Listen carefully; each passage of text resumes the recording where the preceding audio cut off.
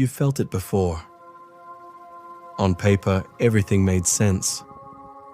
The offer looked solid. The plan seemed logical. The person appeared trustworthy.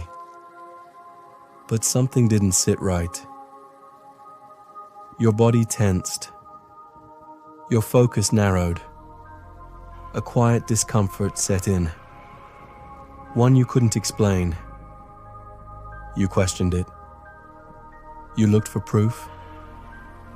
But later, when the truth came out, you realized your gut had been right all along. Why does that happen? And more importantly, why do we still question ourselves? Even when our instincts protect us? This isn't about mysticism. It's not magic. It's not energy. It's pattern recognition, psychology, neurobiology. And if you've ever ignored a gut feeling and regretted it, this is the psychology behind what your body already knew. Carl Jung defined intuition as one of the 4 core psychological functions, along with thinking, feeling, and sensing. But intuition works differently. It bypasses logic. Instead of reasoning step by step, it delivers a sudden impression, a knowing without proof.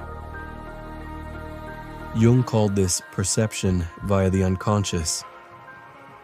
So how can something you don't consciously notice still be right?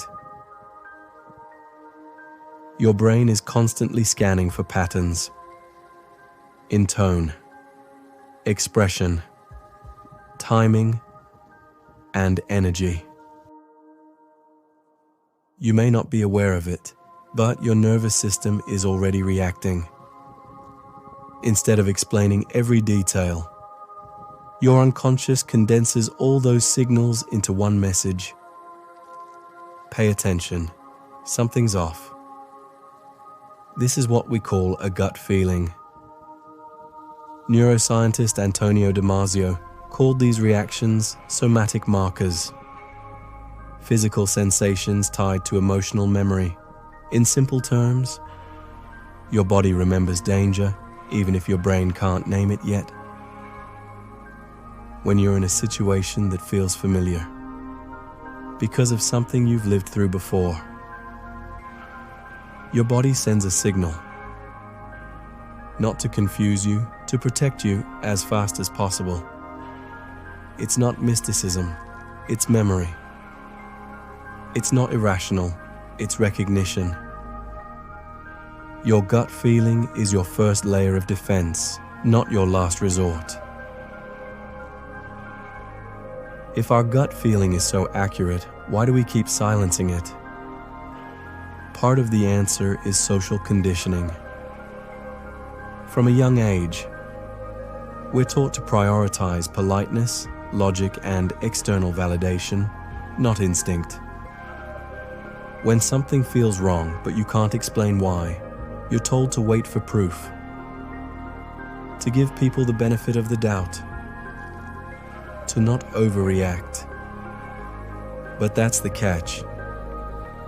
Your gut feeling often reacts before the evidence appears, which means by the time it's socially acceptable to act on your instinct, it's already too late. Psychologist Gabor Maté describes this as a conflict between authenticity and attachment. As children, we learn that following our instincts can disrupt relationships, so we override our signals to maintain connection. We don't lose the ability to feel, we just lose the permission to trust it. And it doesn't stop in childhood. Workplace culture, relationship norms, even therapy sometimes reinforce the idea that unless something can be rationalized, it shouldn't be acted on. But human intuition isn't built for evidence. It's built for protection. And when we suppress it long enough, we stop recognizing it at all. Gut feelings can be life-saving, but not every one of them is based on the present moment. Sometimes what feels like intuition is actually a trauma response, your nervous system reacting to something that reminds it of past pain.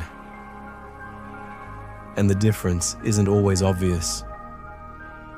Both can feel sudden, both can feel certain, both can trigger a physical reaction, but they come from different places. Let's say someone raises their voice. Your gut tenses, but are they actually being aggressive? Or does your body remember someone who was? This doesn't mean your gut feeling is wrong. It means your system is working hard to protect you, even when the danger is no longer there. Intuition is your unconscious picking up on real cues in the present. A trauma response is your body reacting to something it remembers, not necessarily something that's happening now. The goal isn't to dismiss either one. It's to recognize what's behind the signal. And when you can pause and ask, is this about now or is this about before? You don't weaken your intuition, you sharpen it. So the next time your gut feeling speaks, pause. Not to silence it, but to understand it. Because the more you can tell the difference between fear and intuition, the more you begin to trust the part of you that always knew. And in the next video, we'll go deeper into how to rebuild that trust, how to tell the signal from the noise, and how to stop second-guessing yourself once and for all.